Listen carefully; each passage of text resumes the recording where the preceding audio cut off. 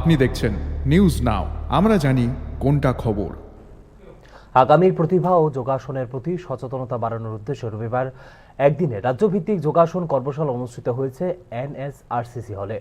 এই কর্মশালার আয়োজন করেছে যোগাসন অ্যাসোসিয়েশন অফ ত্রিপুরা। রাজ্যে যোগাসনে অনেক প্রতিভাবান খেলোয়াড় থাকলেও তারা এখনও ন্যাশনাল গেমস বা খেলো ইন্ডিয়ার মতো প্রতিযোগিতায় জিততে পারেনি পদক।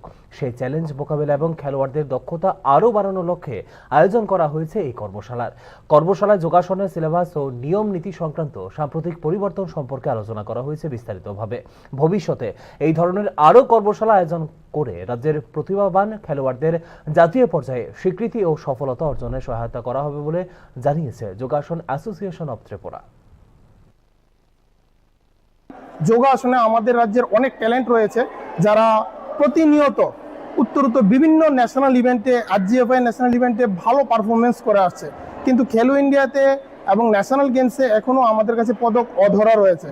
যেহেতু নতুনভাবে আমাদের সিলেবাস তৈরি হয়েছে আন্ডার যোগাসন ভারত ফেডারেশন, যেটা recognized by ministry of youth affairs sports, government of India, তো আমরা রাজ্যের খেলোয়াড়দের এই টেকনিক্যাল পয়েন্টগুলা, যেটা আমাদের যোগাসন খেলা মূলত টেকনিকের উপরে ডিপেন্ড করে, তো এই টেকনিক্যাল পয়েন্টগুলা এবং রুলস অ্যান্ড রেসপন্সিবিলিটি যেগুলো রয়েছে, এগুলো আজকে আমরা সারা রাজ্যের খেলোয়াড়দের মধ্যে অবগত করার জন্য এই ওয়ার্কশপ রেখেছি। তাদের মাধ্যমে, এই অবগত করার মাধ্যমে আগামী দিনে বাচ্চারা আরও ভালো পারফরমেন্স করতে পারবে এবং আমাদের খেলো ইন্ডিয়া ন্যাশনাল গেমসে মেডেল এবং পদক আসবে, আমরা আশাবাদী। এখানে আজকে আমাদের এখনো পর্যন্ত 3টা ডিস্ট্রিক্ট, আমাদের রেয়াল যেহেতু এখনো আসেনি তাই এখনো 3টা ডিস্ট্রিক্ট এসে পৌঁছাতে পারেনি। এখনো পর্যন্ত আমাদের রেজিস্ট্রেশন সংখ্যা 163 জন।